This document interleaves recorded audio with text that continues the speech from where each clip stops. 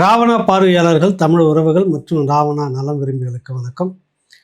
மதுரையைச் சேர்ந்த யூடியூபர் மாரிதாஸ் அவர்கள் சென்னையில் இருக்கக்கூடிய சைபர் கிரைம் போலீஸால் கைது செய்யப்பட்டிருக்கிறார். இதுதான் தகவல் கிடைச்சிருக்கு. நீலாங்கரையில் இருக்கிற அவருடைய வீட்டில் வச்சு கைது செய்திருந்தாங்க. கைது செய்யப்படுவதற்கு ஒரு அரை மணி நேரத்துக்கு முன்னாடி தான் இந்த நேற்று விஜய்க்கு எதிராக சென்னை உயர்நீதிமன்ற நீதிபதி பேசிய விதம் சரியானதல்ல. சரியான ஒரு நடவடிக்கை எடுக்க வேண்டியதாக இருந்தால் விஜய் உச்சநீதிமன்றத்தில் நாடணும் அப்படின்னு சொல்லிட்டு அதை விமர்சித்து ஒரு பதிவு ஒன்று போட்டிருந்தார். அதை ஒட்டி அவர் வீட்டுக்கு உடனே போலீஸ் என்னை தேடி வந்திருக்கிறார்கள்னு ஒரு பதிவு அடுத்தது போட்டார். பிறகு விசாரிக்கும் போது அவரை போலீஸ் கைது செய்து கொண்டு வந்து வச்சிருக்கிறாங்க. அநேகமாக ரிமாண்ட் செய்யப்படுவதற்கான வாய்ப்பு இருக்கும், சிறைப்படுத்துவதற்கான வாய்ப்பு இருக்குது அப்படின்னு சொல்கிறாங்க. ஏன்னா வழக்கு பதிவு இருப்பதால தான் மாரிதாஸை கைது செய்திருக்காங்க, விசாரணைக்காகலாம் இருக்காது. ஏன்னா அது சம்மன் கொடுத்து முறைப்படி கூப்பிட்டுருக்கணும். ஆக ஏதோ வழக்கு பதிவு அவர் மேலே இருந்து முறைப்படி கூட்டின்னு வந்திருக்காங்க, கைது பண்ணியிருக்காங்கன்னு தகவல் தெரிய வருது முதல் கட்டமாக. இதை பதிவேற்ற இந்த நேரத்தில் விசாரணைக்குள்ளாக இருக்கிறார். அநேகமாக விடுவிக்கப்படுவாரா அல்லது கைது செய்யப்படுவாரா அப்படின்றது தான் கேள்வி. இப்போ நாம் என்ன சொல்ல வரோன்னா, அவங்க சொல்லக்கூடிய கருத்து என்னென்னா, வழக்கு விடை என்னன்னா, கரூரில் நடந்த 41 பேர் மரணம் குறித்து வதந்தி பரப்பியதாக அந்த வழக்கில் தான் அவர் கைது பண்ணியிருக்கிறதா சொல்ல வராங்க. எது வதந்தி, எது ஒரு ஊடகம் அப்படின்னா, இன்னைக்கு நவீனப்படுத்தப்பட்ட இந்த டிஜிட்டல் உலகத்தில் இது ஒரு ஊடகமாக தான் நம்ம பார்க்கணும். யூடியூப் அதில் இருக்கக்கூடிய ஒரு நீண்ட காலம் அனுபவமாக வாய்ந்த ஒரு பதிவுகளை போட்டுட்டு இருக்கக்கூடிய மாரிதாஸ் சில சந்தேகங்களை எழுப்புகிறார். இதெல்லாம் சந்தேகம் இருக்குது, நிறைய கேள்வி இந்த திமுக அரசு மீது அப்படின்னு. இப்போ திமுக அரசை விமர்சனம் செய்கிறார்கள், அந்த அரசு மீது சில கேள்விகளை வைக்கிறார் அப்படின்றதுக்காக கைது செய்கிற போக்கு சரியா அப்படின்ற கேள்வி இருக்குது. இல்லாத ஒன்று நடந்தது என்ன, ஒரு சம்பவம் நடந்துருச்சு, 41 பேர் பலின்றது எல்லாருக்குமே ஊரறிஞ்ச விஷயம். அதில் சட்ட ஒழுங்கு பாதுகாப்பு சில நடவடிக்கை எடுக்காமல் கைவிட்டாங்களா அப்படின்ற விமர்சனமும் இருக்குது.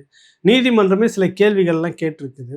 அப்படி இருக்கப்ப இந்த கேள்வி எல்லாருக்குமே இருக்கும், நிறைய சந்தேகங்கள் இருக்கும், எல்லாரும் எழுதுவாங்க தான். இதற்கெல்லாம் ஓடி ஓடி ஓடி கைது செய்து கொண்டிருந்தால் இது எந்த சரியான போக்கா இதுன்னு. இப்போ நீங்களே அரசு தரப்பே இருக்க முன்னாள் அமைச்சரும் இந்த விடயமாக நிறைய பேட்டி கொடுத்துருந்தாரு. அதில் எது உண்மை எது வதந்தி அப்படின்னு பார்த்தா அவங்களெல்லாம் கைது செய்ய முடியுமா? எந்த எந்த அடிப்படையில் முன்னாள் அமைச்சர் செந்தில் பாலாஜி பேட்டி உட்காந்து அவ்வளோ நேரம் கொடுத்தாரு இந்த வழக்கு குறித்து விசாரணையில் இருக்கும்போது?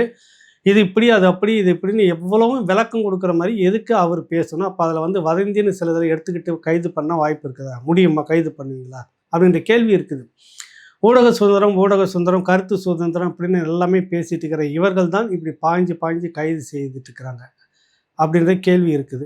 60 ஆண்டுகளுக்கு முன்பாக முன்னாள் முதலமைச்சர் கருணாநிதி அவர்கள் பேசின வசனம், என்றால் சிறைவாசம், ஏன் என்றால் வனவாசம் அப்படின்னு 60 ஆண்டுகளுக்கு முன்னாடி அவர் பேசின அந்த விடயம் தான் இப்போ இருக்குது. ஊடகத்தில் எந்த ஒரு இதுவுமே பதிவு செய்ய முடியாது. ஒருத்தருக்கு எனக்கு அந்த சந்தேகம் இருக்கிறது அல்லது நான் கண்ட காட்சி இப்படியாக இருக்குது, இப்படியாக நடந்ததுன்னு வெளியே சொல்வதற்கு, விசாரணையில் சொல்வதற்கு கூட அச்சப்படுற மாதிரி எல்லா தரப்பையும் நீங்கள் இருக்கிறீங்க. இது எப்படி அப்படின்றது தான் நம்மளுடைய கேள்வியாக நம்ம வைக்கிறோம்.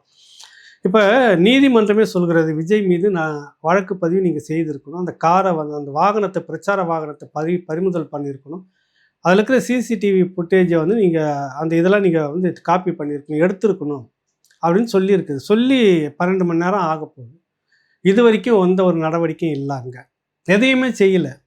விஜய் வீட்டுக்கு கூடுதலாக போலீஸ் பாதுகாப்பு. இப்போ சிஆர்பி என்ன சொல்லுது, இன்னும் ஒய் பிரிவு பாதுகாப்பு இருக்குது, அவருக்கு ஒய்+ பிரிவு பாதுகாப்பு கொடுக்கலாமா அப்படின்ற அளவுக்கு விசாரிச்சுக்கிட்டு அறிக்கை கொடுத்துருக்குறாங்க. தமிழ்நாடு போலீஸினுடைய இதுவும் அங்கே இருக்குது, நிறைய காட்சிகள்லாம் வந்திருக்கு, பார்த்தா தெரியும். காவலர் இருக்குது, காவலர் அங்கே நிறைய போட்டிருக்கீங்க. அந்த பக்கத்தில் போகிறவங்க வரவங்களாம் விசாரித்து அனுப்பிச்சிக்கிட்டு இருக்கிறீங்க. விஜய் வீட்டு பக்கத்தில் இருக்கக்கூடிய மற்றவர்கள் வேலைக்கு போகிறவங்க, அந்த தெரு வழியாக போகிறவங்களாம் விசாரிக்கிற மாதிரி யாராவது காட்சிலாம் வருது. ஏன் இந்த மாதிரி நீங்கள் போட்டிருக்கிறீங்க அப்படின்ட்டு கேள்வி இருக்குது. அவர் மேலே என்ன நடவடிக்கை? வழக்கில் எஃப்ஐஆரில் அவரை சேர்த்துக்கலாங்க. புசி ஆனந்த் இப்போ எஃப்ஐஆரில் சேர்த்துருக்குறாங்க. அவர் ஏற்கனவே பெயில் கேட்டிருந்தார், பெயில் கேன்சல் ஆகிடுச்சு. ஆனாலும் இன்னும் கண்டுபிடிக்க முடியலன்னு நீங்கள் தேடிக்கிட்டே இருக்கிறீங்க.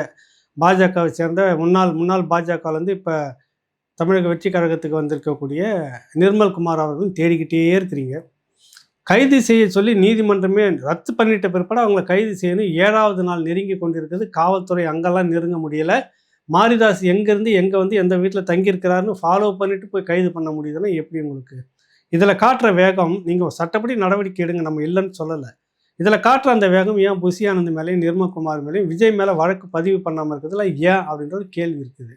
நேற்று நீதிமன்றத்தில் சொல்கிறீங்க, ஆதவ அர்ஜுன் போட்ட அந்த ட்விட்டர் கலவரத்தை அதாவது தேச விரோத வழக்கு அப்படின்னு சொல்லலாம். அது அந்த அந்த சம்பவம் அதுதான் அர்த்தம்.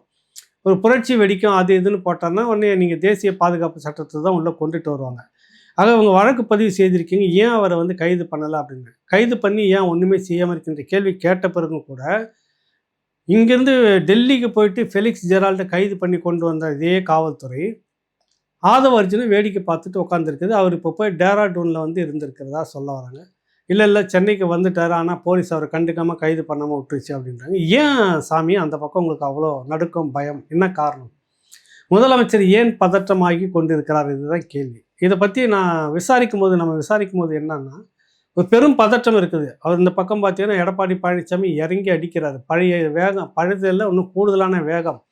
முதலமைச்சர் என்றதுக்கு நீங்கள் எல்லாம் சட்டம் ஒழுங்கு நீங்கள் தவற விட்டுட்டீங்க, திருப்பி திருப்பி திருப்பி போட்டு அடிச்சுக்கிட்டு வர்றாரு எல்லா இடத்துலையுமே. நீங்கள் வந்து ஒழுங்காக நடவடிக்கை எடுக்கலை, இந்த விஷயத்தில் நடவடிக்கை எடுக்கலை அப்படின்னு பேசி கேள்வி கேட்டுக்கிட்டே இருக்கிறாரு. இந்த பக்கம் பார்த்தா நீதிமன்றமும் கேள்விகளில் கேட்குது, ஏன் அந்த மாதிரி நடவடிக்கை எடுக்கலை, காரம் ஏன் பறிமுதல் பண்ணலை, நீதிமன்றம் பார்த்துக்கிட்டே இருக்காதுன்னு நீதிமன்றம் திமுக அரசுக்கும் சில கொட்டுகளை வைக்குது, விஜய்க்கு மட்டும் வைக்கல.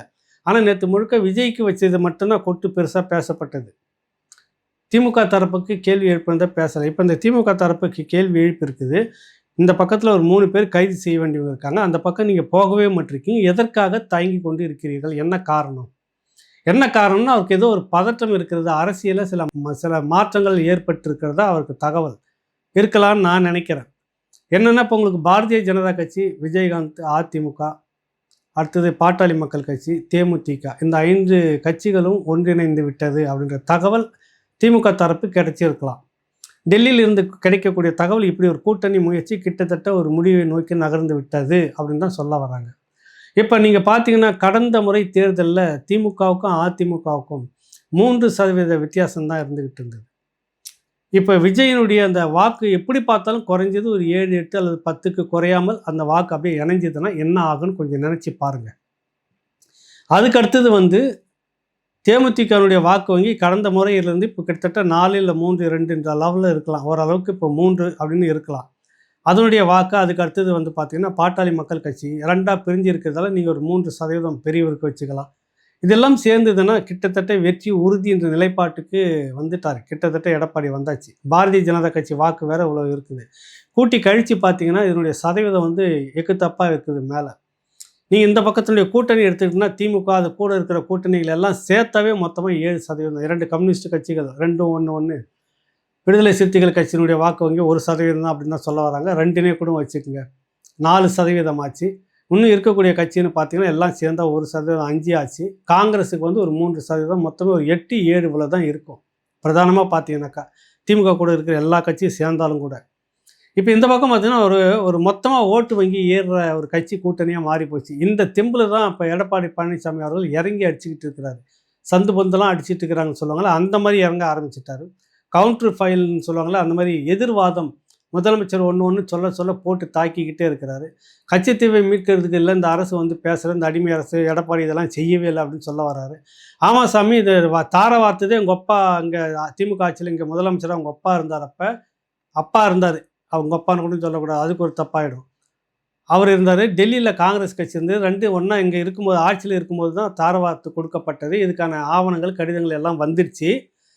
அதை தவிர்த்து பாரதிய ஜனதா கட்சி ஆட்சியில் ஒரு 5 வருஷம் நீங்கள் டெல்லியில் இருந்தீங்க, கூட்டணி மந்திரி சபையில் இருந்தீங்க. 10 வருஷம் காங்கிரஸ் கூட நீங்கள் இருந்துட்டீங்க கூட்டணி மந்திரி சபையில். 15 ஆண்டு காலம் நீங்கள் வந்து இந்த கச்சத்தீவை மீட்கிறத பற்றி எதுவுமே பேசாமல் இருந்து விட்டு இன்றைக்கி வந்து கச்சத்தீவு ஐயோ மீனவர்னாக்கா எலெக்ஷன் நேரத்தில் மீனவர்களுடைய ஓட்டை வாங்குறதுக்கு ஒரு திட்டம் உங்கள்கிட்ட இருக்குதா அப்படி கேட்குறாரு.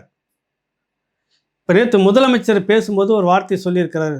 ராமேஸ்வரத்தில் ஒரு நிகழ்ச்சியில், ராமநாதபுரம் நிகழ்ச்சியில் பேசும்போது சொல்லியிருக்கிறாரு. அதாவது ஆள் சேர்க்கும் வேலையில் பாரதிய ஜனதா கட்சி இறங்கியிருக்குது, அதிமுக வந்து இறக்கி விட்டுருக்காங்க ஆள் சேர்க்கறது அப்படின்னு. ஏன் இந்த வார்த்தையை அவர் பயன்படுத்தினார் அப்படின்னு நேற்று முழுக்க யோசனையாக இருந்தது. பிறகு கிடைக்கிற தகவல் தான் நமக்கு டெல்லியிலேருந்து கிடைக்கிற தகவல்கள்லாம் கிட்டத்தட்ட என்னென்னா ஒரு கூட்டணி ஃபார்ம் ஆகிடுச்சின்னு.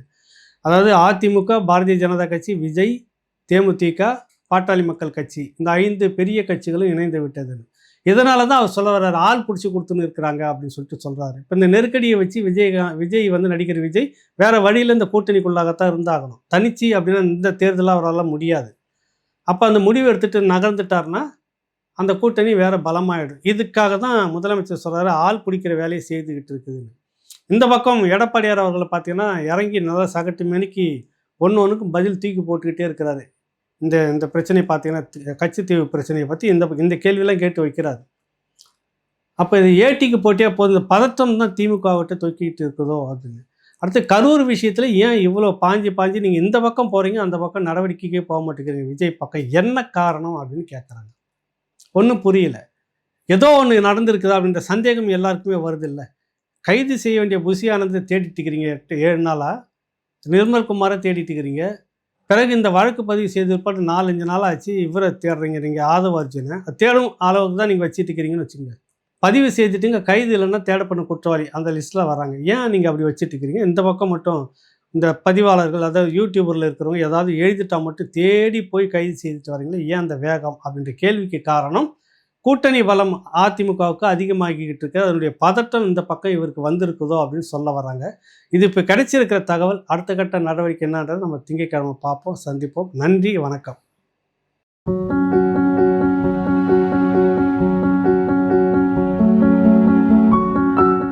வணக்கம். என் பெயர் doctor R Srinivasan, senior physiotherapist.